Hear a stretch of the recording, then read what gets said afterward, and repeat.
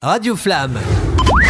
On va parler toutou avec la charmante Carole. Ma chère Carole, comment vas-tu ? Ça va très bien Lionel, merci. Bonjour à tous. Aujourd'hui, petite chronique sur la valeur que l'on va donner au oui ou au non. Et de façon plus générale, on peut même parler de valeur qu'on va donner aux marqueurs positifs et aux marqueurs négatifs. Très important ça, effectivement, toujours dans l'éducation, du toutou. Toujours. Alors on parle des jeunes toutous ou des plus vieux là ? Tous. De tous, oui. Tous. Alors évidemment, les jeunes, parce que ils ont tout à apprendre. Donc notamment le marqueur positif et le marqueur négatif, mais aussi les plus vieux parce qu'ils ont parfois à réapprendre. Donc c'est utile aussi. Parce que c'est vrai qu'on l'avait déjà soulevé, mais un vieux chien peut réapprendre des choses. Ouais, peut réapprendre des choses, bien entendu. Ouais, tout à fait. Donc évidemment c'est plus long, c'est plus difficile parce que c'est un chien qui a pris des habitudes, mais c'est pas impossible. Je sais pas si tu as vu cette vidéo pour montrer l'intelligence du chien et ça m'a fait rigoler et il faudrait que je la retrouve. Mais j'ai pas eu le réflexe de la noter, de mettre un pouce. C'est un chien. Apparemment un chien de ferme genre border collie et donc il y a une poule qui vient taper dans sa gamelle. D'accord. Et le chien il est tout sourire comme les chiens savent le faire. Ouais. Il va chercher un couvercle et il pose sur sa nourriture. C'est vrai. Rigolo. Et j'ai trouvé ça génial franchement. Ouais. Alors ça a fait le buzz apparemment. J'imagine, oui. Tu l'as je l'ai pas vu. Mais bon, comme quoi la protection de ressources ça existe. On met un couvercle sur la gamelle et c'est protégé. Je trouve que dans leur cerveau ça il y a une certaine forme de raisonnement quoi. Il y a bien sûr qu'il y a une forme de raisonnement. Et puis il y a des chiens qui cogitent beaucoup plus que d'autres. Ah oui, ça c'est important. Ça dépend des races. Selon les races, tout selon les races. C'est les plus petits, je crois, les plus intelligents, non ? Je sais pas si on peut généraliser par rapport à la taille, mais c'est vrai qu'on a des petits chiens intelligents, mais. En général, moi, image d'Épinal, on m'a toujours dit que c'était les genres de fox, si tu veux, un peu les bâtards matinés de fox, qui étaient vraiment les plus. Après, parmi les chiens les plus intelligents, on compte quand même le berger allemand. Et le berger allemand, qui est pas un petit chien. Berger australien, berger américain, tout ce qui est berger, c'est vrai. Après, je pense aussi que c'est. Alors là, c'est d'un point de vue personnel, mais ça peut aussi s'apparenter à la lignée. C'est-à-dire qu'un chien de travail, par exemple, va déjà avoir des prédispositions sur un certain nombre de choses. Sur de l'obéissance ou sur des réflexes ou sur un instinct aussi naturel qui va faire qu'on va considérer qu'il est plus intelligent à un moment donné. Mais après, c'est aussi tout est aussi une question de contexte. C'est-à-dire qu'on a des chiens qui vont développer vraiment des aptitudes dans un contexte, et puis d'autres qui vont développer d'autres aptitudes mais dans d'autres contextes. Donc il faut toujours nuancer ses propos quand même. Et surtout, avant que tu démarres vraiment, moi je tiens beaucoup à dire ça parce que beaucoup de gens, si tu veux, se fient toujours à l'apparence du chien. C'est-à-dire, ils vont perdre un chien, ils vont reprendre exactement le même, comme s'ils retrouvaient le même chien. Mais attention, ce n'est pas le même. C'est pas le même. Il a un autre caractère. C'est un être comme nous. Exactement. Après, c'est effectivement, c'est ce que tu dis. C'est pas parce qu'on prend un chien de la même race qu'on va avoir le même chien. Pas du tout. Enfin, évidemment, il y a des prédispositions, des caractères génétiques, mais il faut pas oublier l'influence de son propre caractère. Et donc, il faut vraiment pas se fier à ça pour être sûr d'avoir le même chien. Ça n'existe pas. De toute façon, un chien est unique. Donc, à moins de faire un clone, sinon, voilà. Ah non, j'espère qu'on va pas en arriver là. Non, j'espère qu'on n'en arrivera pas là. Tout à fait. Alors, pour revenir à la petite chronique, donc valeur du marqueur positif et valeur du marqueur négatif. Ou si on veut simplifier, valeur du oui et valeur du non que l'on va, donner à son chien. Donc déjà, première chose qu'il faut comprendre, c'est que on ne peut pas expliquer à un chien la signification du oui et la signification du non. Il comprend pas ça. Il va pas comprendre au sens vraiment où nous on l'entend, c'est-à-dire on peut pas lui expliquer quelle est la signification de tel mot ou de tel mot, d'accord ? Parce que encore une fois, notre langage humain est différent du langage canin. Donc ça, c'est pas la peine d'essayer de faire un discours ou d'essayer d'expliquer à son chien ce que veut dire oui et ce que veut dire non, il ne va pas comprendre.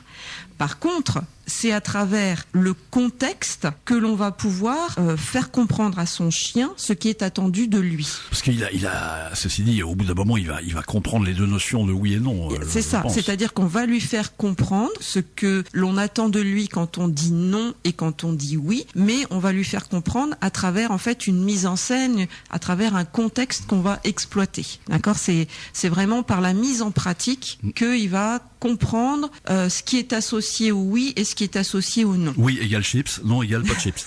Voilà, oui égale agréable et non égale désagréable. en fait, Oui, en c'est langage ça. canin. En langage humain, c'est chips, coca, enfin tout ce qu'on veut, hein, peu importe, hein, chocolat, tout ça. Hein. Donc voilà. Donc déjà, ça c'est le point important. Donc en fait, le oui va être associé à des contextes qui vont donner envie au chien de recommencer, de récidiver, d'avoir le même comportement. Renforcement positif. Renforcement positif, marqueur positif. Et le non va indiquer au chien, en fait, qu'il va être plus agréable de changer de comportement. Donc, je te dis non. Donc, le chien va comprendre que son comportement actuel est associé à quelque chose de désagréable et qu'il a tout intérêt de changer de comportement. Donc là, vraiment, on met le doigt sur sur plusieurs choses essentielles. La notion de marqueur positif qui va venir renforcer les bons comportements. La notion de marqueur négatif qui va venir sanctionner un mauvais comportement ou en tout cas un comportement que l'on ne veut pas voir se reproduire. Et alors moi dans mes méthodes de travail j'utilise par exemple le clicker qui va me servir de marqueur positif, donc qui va être un son en fait qui va être associé à quelque chose d'agréable. Ah oui, le Pavlov quoi. Le Pavlov, c'est exactement ça. Pour le marqueur négatif, je vais utiliser la voix avec une intonation sèche, courte, plutôt désagréable, hein, puisque je vous le rappelle, je crois que je vous l'ai déjà dit sur différentes chroniques, tout ce qui est sec et court est désagréable chez le chien et tout ce qui est plutôt long est agréable chez le chien. Donc c'est pareil, quand on dit oui à son chien, il vaut mieux faire un oui assez prolongé, assez doux. Au contraire, quand on lui dit non, il faut plutôt que ce soit sec et court. Donc, l'intonation est importante aussi hein, quand on communique avec son chien. Donc pour être très concrète, je vais vous donner un petit exemple d'apprentissage du marqueur positif. Donc si vous voulez prendre des notes, c'est maintenant. Voilà, on laisse le temps de sortir les papiers et les crayons. Papier, crayon, voilà, je vous laisse 2-3 petites secondes. Donc, par exemple, vous prenez un jouet, vous le montrez à votre chien pour qu'il s'y intéresse. Hein, évidemment, il faut que le chien ait quand même un intérêt sur le jouet, sinon l'exercice que je vais vous donner va pas fonctionner. Donc vous le montrez à votre chien et vous ne lui donnez pas, d'accord ? Donc voilà, vous lui faites sentir, il faut qu'il ait envie d'y aller. Donc là, votre chien va réfléchir en fait au comportement qu'il doit adopter pour récupérer le jouet. D'accord. Donc il va proposer différentes solutions. Donc il y a des chiens qui vont se mettre à aboyer pour récupérer le jouet. Il y a des chiens qui vont se mettre à sauter, à courir dans tous les sens, à japper. Donc là, il faut attendre parce qu'évidemment, ce comportement-là de saut, d'aboiement, de jappement, en général, on veut pas l'encourager. Bon, c'est plutôt... parce qu'un chien qui saute et puis qui te percute la face, moi ça m'est arrivé, voilà, c'est très désagréable. C'est très désagréable. Toi, il te tape sous le menton, là. Ouais, Boum. donc là, voilà, on a un bon percute, là, je crois. Hein, ça t'est arrivé aussi? Ouais, ça m'est arrivé aussi, ouais. Donc, sur les chiens puissants, boum. Hein. Oui, ça fait mal. Ça fait mal. Donc, il va proposer des comportements. Donc, tout ce qui est comportement inadapté, on ignore. Puis, à un moment donné, votre chien, il va réfléchir. Et puis il va s'asseoir. Oui. Et ça, c'est ce qu'on va vouloir récompenser. Un chien calme qui se pose. Donc là, au moment où il va s'asseoir, on va sortir son marqueur positif pour récompenser ce comportement-là et faire en sorte que ce soit agréable pour le chien et donc que ce comportement-là se reproduise. Donc une sonnerie Alors, soit le clicker, soit un oui tout simplement, soit un son agréable, en tout cas quelque chose qui va être agréable pour lui, d'accord ? Et on va lui donner en même temps le jouet, d'accord ? Donc le chien va associer son comportement de s'asseoir à quelque chose d'agréable parce qu'on va le renforcer positivement avec le clicker ou la voix ou le oui et donc l'obtention du jouet. D'accord ? Pavlov, voilà. Voilà, exactement. Et donc cet exercice-là, évidemment, il va falloir le répéter plusieurs fois pour que le chien fasse le lien entre son comportement et l'obtention du jouet. Ça va pas se faire en une seule fois. Parfois, il va falloir décomposer aussi son comportement pour arriver à le façonner. On a des chiens on parlait d'intelligence tout à l'heure du chien, on a des chiens qui tout de suite, vont comprendre ce qu'on attend d'eux, ils vont s'asseoir, ils vont se tenir tranquilles. Et puis on a des chiens qu'il va falloir aider un petit peu plus, il va falloir décomposer les choses pour que finalement ils arrivent à avoir un comportement adapté. Rentemplant qui ne comprend rien. Voilà.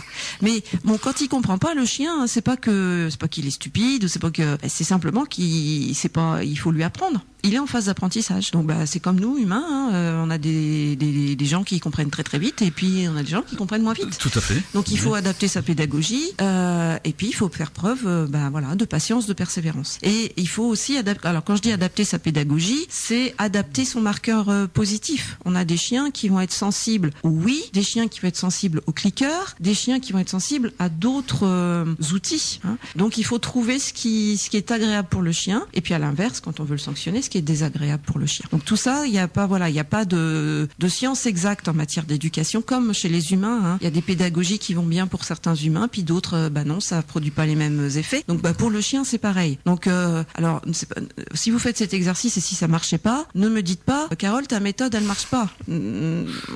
Oui, c'est une méthode qui marche avec certains chiens, pas avec d'autres. Donc il faudra trouver d'autres moyens. À l'inverse, pour apprendre à son chien la signification d'un marqueur négatif. Donc là, je vais vous donner deux exemples différents. Donc un premier exemple où vous allez pouvoir prendre deux balles.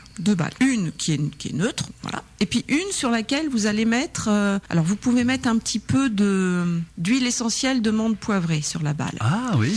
Alors normalement, l'huile essentielle de menthe poivrée, c'est une odeur assez désagréable pour le chien. Donc avant de mettre cette huile essentielle sur la balle, vérifiez que c'est bien une odeur désagréable pour votre chien. C'est-à-dire que vous lui faites sentir, s'il se repousse, s'il se recule, s'il relève les babines, c'est que c'est désagréable. D'accord ? Donc l'idée, vous avez compris, c'est de mettre quelque chose de désagréable sur la balle. Si au contraire, vous lui montrez l'huile essentielle de menthe poivrée et puis il salive, il a envie de la lécher, n'utilisez pas ça. Oui, d'accord. Il y a le chien qui est un peu maso. On ne sait jamais. Il y a des chiens qui sont surprenants parfois. Donc voilà, donc une balle neutre, une balle avec une odeur désagréable pour votre chien. Donc vous allez poser les deux balles au sol.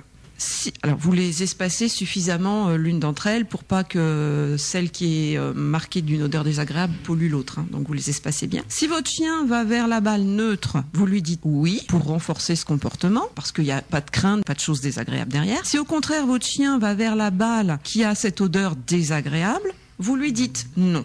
Mais vous laissez votre chien quand même aller vers la balle avec l'odeur désagréable pour qu'il comprenne que le non que vous lui avez dit est associé à quelque chose de désagréable.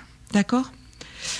Parce qu'en fait, il va falloir aussi qu'il fasse sa propre expérience de ce qui est désagréable. Donc, si vous l'empêchez d'aller voir ce qui est désagréable, si vous lui dites simplement le non, alors certains chiens vont comprendre tout de suite ce que ça veut dire, mais d'autres ne vont pas faire le lien entre le non et ce qui est désagréable. Donc le non, oui, effectivement, devient synonyme de désagréable. De désagréable, voilà. Et cet exercice-là, encore une fois, il faut le répéter plusieurs fois pour que le lien se fasse entre le oui agréable et le non désagréable. Non égale pas bon, d'accord. Exactement. D'accord. Ça, c'est un premier exercice. On va dire qu'il peut se faire avec des chiens qui ont besoin un peu plus d'explications pour comprendre la signification du non. Pour les chiens qui ont déjà des bonnes bases, voilà, et qui percutent assez vite, on peut faire un autre exercice un petit peu plus simple. Donc vous posez simplement un jouet au sol et quand votre chien s'approche du jouet, vous mettez simplement votre main dessus et vous lui dites non. Et là, il va faire l'association entre OK, non, ça veut dire que je n'ai pas le droit d'y aller, tout simplement. Il y a un autre point qui est important, c'est que après le non ou après le marqueur négatif, quel qu'il soit, il faut tout de suite associer le changement de comportement de son chien à quelque chose de positif. C'est-à-dire que si je reprends mon exemple avec l'exercice du jouet qui est au sol. Voilà, le chien vient s'approcher, il veut prendre le jouet, on met sa main sur le jouet, on lui dit non. Si le chien s'arrête, tout de suite ça, il faut le valoriser par le marqueur positif, le oui, pour que ce comportement d'arrêt soit récompensé. Hein. Il faut tout le temps jongler entre le négatif et le positif. Et après, donc, ça lui crée des liens assez solides dans le cortex, comme on dit, on renforce une voix. Quoi. Ouais, exactement. Ça, ouais. Voilà. Donc, on est vraiment tout le temps là-dessus. Alors, cet apprentissage du marqueur négatif, du marqueur positif, il se fait pas en un claquement de doigts. Et c'est pas parce que ça va fonctionner, souvent je le dis quand je suis en séance, sur une séance d'1 heure, évidemment on obtient des résultats, parce que voilà, un chien en 1 heure peut comprendre beaucoup de choses. Mais c'est pas parce qu'en 1 heure il a compris que c'est acquis. Il va falloir le répéter, le répéter. Tous les jours. Tous les jours. Un truc, c'est entre un coup de 6 mois, de 5-6 mois. Ouais, tout à fait. Tous les jours, toutes les occasions sont bonnes. Donc ça peut être au moment des jeux, ça peut être au moment de l'alimentation, ça peut être au moment d'une sortie. Enfin voilà, tout tout est prétexte en fait pour travailler avec son chien et pour lui apprendre ce qu'est un marqueur positif et ce qu'est un marqueur négatif. Carole, programmatrice de chiens. Voilà. Alors bon, si c'était si simple. Hein. Non, c'est pas. Non, parce qu'un chien, c'est évidemment des sentiments. Voilà. Et puis. Voilà. Et d'émotions et de plein de choses. Mais donc voilà, déjà si vous voulez tenter ces petits exercices, faites-le. Faites-nous part de vos retours. Ça nous fera plaisir de savoir si ça fonctionne avec votre chien ou pas. Vos difficultés, vos remarques. Et puis sur la prochaine chronique, je pourrai répondre aux questions, répondre aux remarques et revenir sur le sujet si besoin. Et n'oubliez pas évidemment donc dans le futur podcast ou le précédent de mettre des petits pouces et puis de poser vos questions ou de vous adresser directement à Carole. Exactement. Ça s'adresse à toi pour un petit complément d'information. Accessoirement, c'est ton travail. Et voilà, tout à fait. Donc je suis à votre disposition et n'hésitez pas. À tout âge, on peut intervenir sur son chien. Merci ma chère Carole, comme d'habitude c'était éclairant. Avec plaisir. Radio Flamme.